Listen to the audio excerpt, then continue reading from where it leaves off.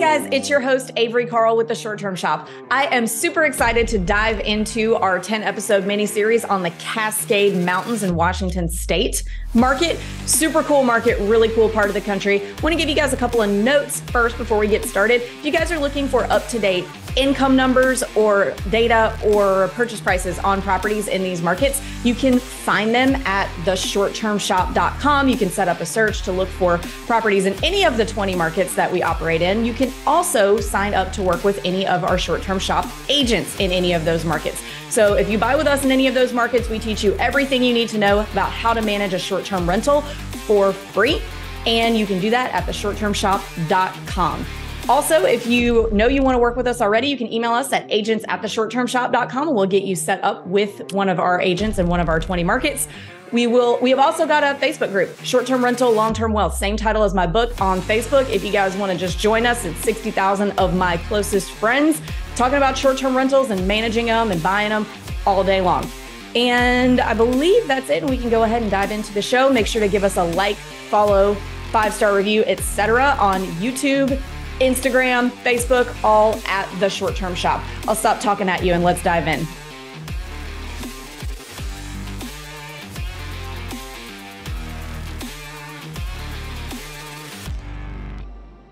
Hey guys, welcome to episode 1.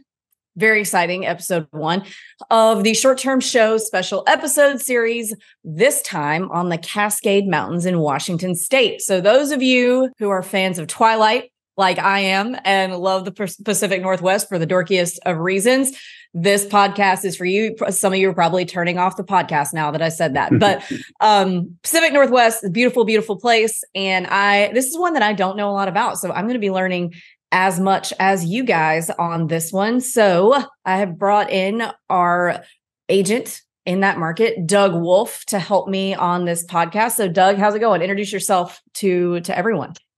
Hi, Avery, and thanks for having me. I am Doug Wolf, and as you said, I'm the lone short-term shop agent in Washington State. So I'm way out here on the short-term shop island, away from the southeast, way away from everybody. So I've lived in Washington State for my entire life. So it was pretty cool when I started investing, actually in the southeast. To link up with a short-term shop, and then now to actually be selling properties on behalf of the short-term shop in Washington State is pretty cool. Just a little bit about me. Like I said, I've lived here my entire life, which is a long time now. I'm getting up there.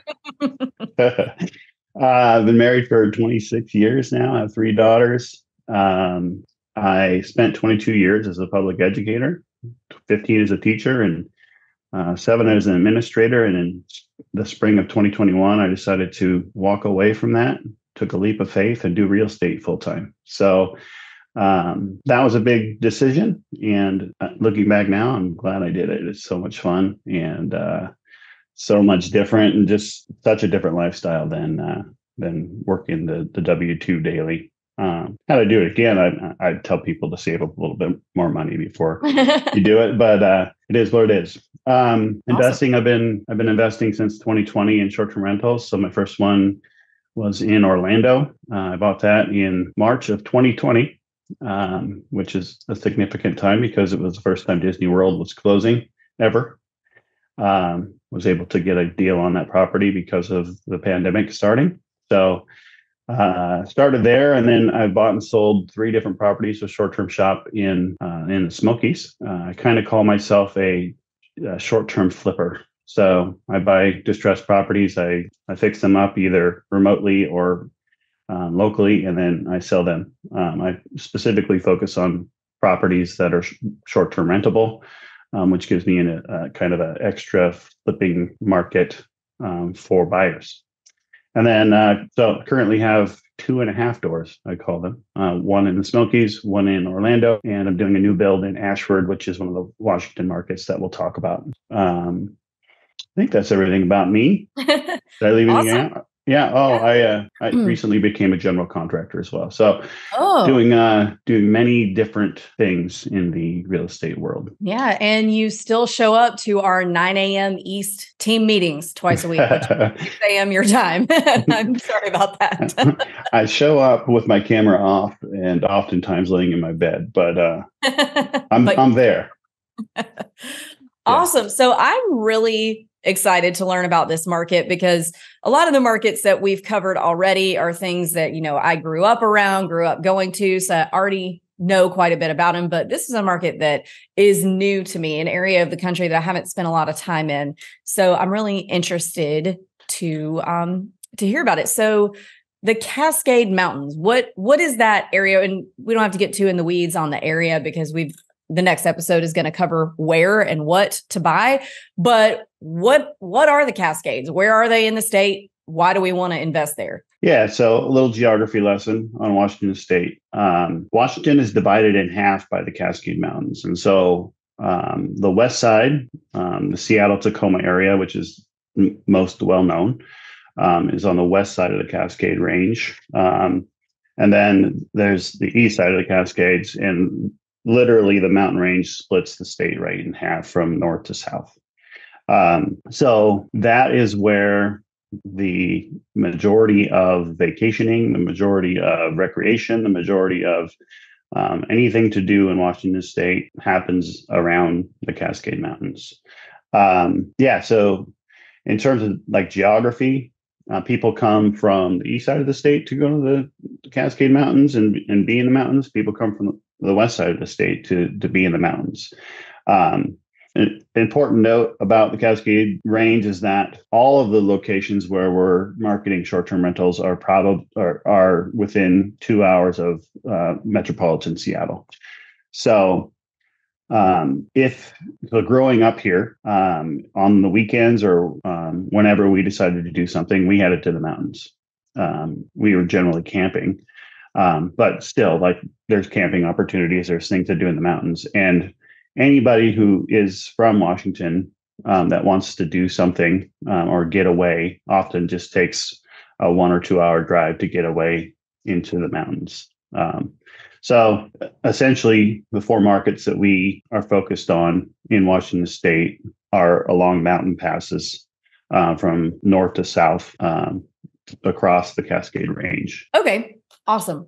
Because I knew the Cascades were a mountain range and that they were in Washington, but that's about all I know.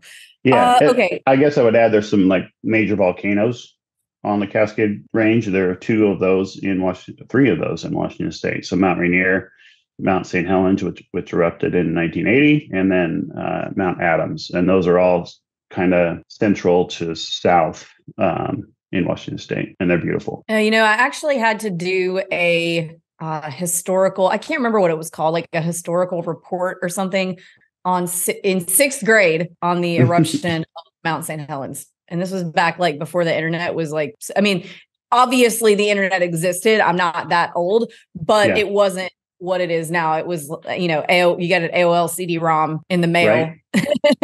To get on the internet. Well, so you're dating yourself. I'll date myself. I was 9 when Mount St. Helens erupted. So I actually got to see it from a distance on sunny days. Yeah, it's pretty cool. Yeah, not many people can say they saw a volcano erupt or even saw the effects of it. So is that something we have to worry about? Is this a natural disaster of the Pacific Northwest that we have to worry about happening like hurricanes in the Southeast? No. I mean, yes and no. So, I mean, the possibilities, the possibilities there, but it's not seasonal like hurricanes in the South. It's or tornadoes even. Occasionally, there's a small earthquake because of the plate shifting here, but we haven't had anything major in a long time, and I'm knocking on wood. And then eruption-wise, they're pretty rare. The one in 1980, was the only one in my lifetime. And Mount Rainier probably erupted like 200 years ago. So, not very often. Yeah, maybe. I don't know. Not a geologist, but it's not like Hawaii where they're constantly having eruptions. They're pretty dormant volcanoes. Gotcha. Yeah. Awesome. Awesome. So, okay, let's go back to where the tourists come from. So Seattle, Tacoma, what are the other major metropolitan areas or is that the only major metropolitan area in Washington? So there's the Puget Sound region. So Seattle and Tacoma are the two major cities, and they've pretty much become connected together. So it's called the Puget Sound Corridor, and it is pretty much one just big city from Seattle south to Tacoma. So definitely getting a lot of tourists driving to the mountains from those metropolitan areas. We also have we are the primary port for Alaska cruises. And so a lot of people come to go on an Alaska cruise. They'll come early or they'll stay late. And they will also, vacation in the area to see the sights and the attractions in Washington State as well. So in the summertime, we'll see a lot of tourists coming here specifically to go on Alaskan cruises. Okay. So they'll fly into Seattle or something to go on an Alaskan cruise, but they'll also like shoot over the mountains for a few days and do some mountain stuff too. Yeah. Or, yeah. So but the appeal of all of the Washington State areas that we serve is that they're drivable from downtown Seattle, which is where a lot of wealth is concentrated. A lot of upper middle class people live, where a lot of people want to get away for a weekend or for a long weekend or for a week. There's a huge amount of tech workers in the Seattle Tacoma area, and a lot of them will rent a place remotely for a couple of weeks to work remotely, and then also vacation at the same time and kind of double dip. So your primary clientele are going to be middle to upper middle to high income earners that are from the Seattle area that want to get into the mountains. Yeah. And primarily, so they either want to like just get away from the city, but they also want a weather change. So one of our markets, Cle Elum, it's on the east side of the Cascades, which means it's dry. It's dry and it's cold. So in the winter, and it's dry and warm in the summer. So people from Seattle go to Cle Elum specifically for a change in weather. So it's almost always 9 months out of the year. It's gray and rainy on the west side. Today, for example, is gray and rainy. If I drive to Cle Elum, it will be sunny and chilly, but still sunny. It might be chilly and snowy. It's cold enough over here where it might be snowing over there. In the summertime, it might be rainy and 65 or 70 over here. You drive over the pass and it'll be sunny and 85 on the other side of the mountains. So that climate change is significant. You're going from a ocean influenced climate on the west side to a more continental influenced climate on the east side, which is warmer or colder, which are both good because it makes that market in particular a 4-season market. Okay. So I didn't realize. So I was envisioning this big, huge trees and dark and rainy all the time. But so people go to that part of the state to get some sunshine from Seattle. Correct. So it's good for the old seasonal depression.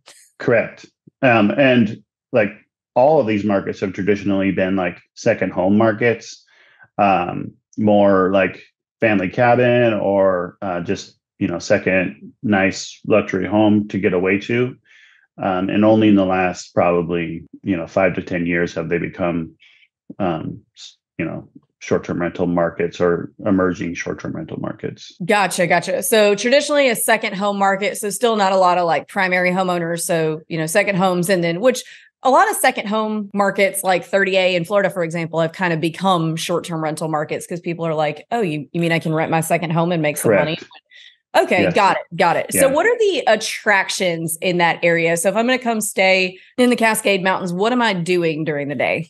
Yeah, so I think it depends on which location you end up at and what time of year it is. But if you're coming in the summer, you're going to probably want to go to Mount Rainier National Park. So that is the primary national park in Washington State. It gets 2.5 million visitors a year. So it's not the Smokies, but it's also, so Mount Rainier National Park is interesting because prior to probably the pandemic, all of the lodging around there were just kind of small mom and pop little rentals. And there's no established like infrastructure. There's no hotels. There's no anything around Mount Rainier National Park. And to get there, it's a 2-hour drive.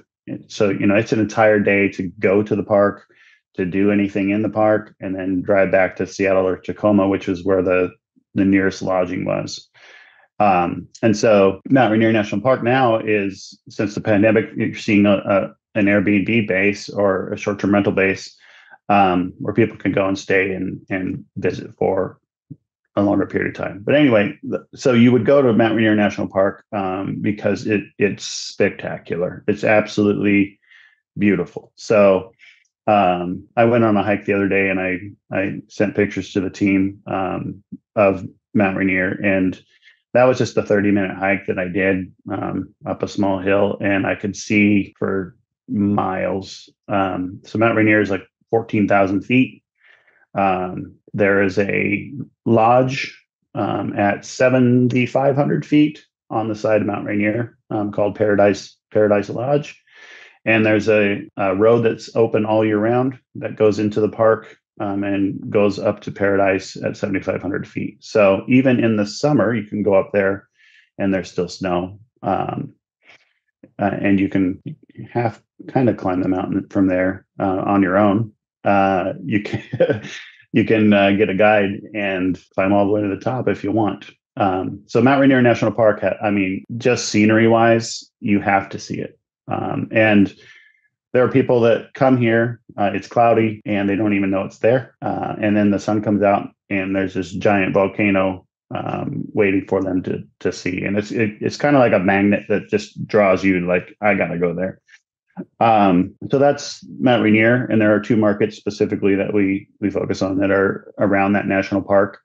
There are 5 ski areas, ski resort areas in Washington State. So in the wintertime, across those passes, there are some pretty good places to ski that are pretty consistently have snow and are open from like mid-November until late March.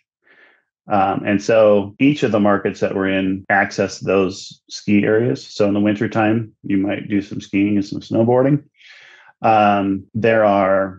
So it depends on the area, but ATV snowmobile trails, there are hundreds and hundreds of miles of ATV and snowmobile trails and horseback riding trails. So that's something that you would probably do. There's horseback riding, there's golf, there's fishing, there's mountain biking, just endless waterfalls, lakes, mountain streams, mountain landscapes, views. Pretty much any hike you do here has a payoff. So I hate going on hikes that just end.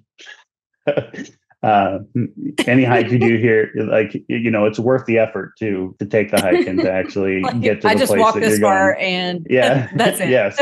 So I just walked in the woods, like, okay, that was fun. No. So basically, being outside, doing activities outside, whitewater rafting, anything you can think of in terms of outdoor activities, you're going to find in any of the markets that we have. Okay, awesome. So there's hiking, there's a national park, there's some skiing. So lots of things to do in terms of, going to do mountain stuff. Yeah. And I would say, there's golf, but none of our markets are like extremely commercial. So, I think about the Parkway in the Smokies, and there's nothing even close to that in Washington State. So it really is like getting away more than it is going to some place to be entertained. So it's getting away. It's, sitting around a fire. It's going on a hike. It's going to see some beautiful scenery. Maybe go play golf or go fishing.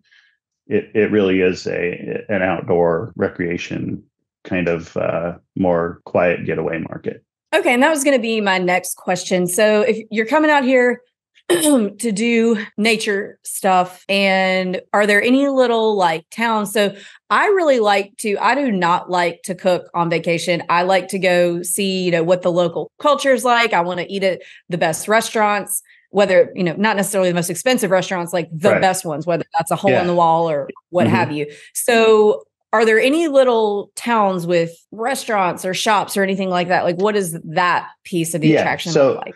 So each of the each location in Washington that we're selling has that. So from south to north, they are Packwood, Ashford, Cle Elum, and Gold Bar. And Gold Bar is kind of like, it's a town, but I'll explain. But so each of those are like quaint little towns. So in each of the places that we sell, basically the places were logging towns way back in the early 1900s, and they've evolved into tourist sort of towns. So in each of those places, you're going to find a small town. You're going to find a few restaurants. You're going to find, a hardware store that also serves as like a tourist stop. It also sells like Sasquatch keychains and things like that. With a few little quaint little shops in each of those places, with the exception of Ashford.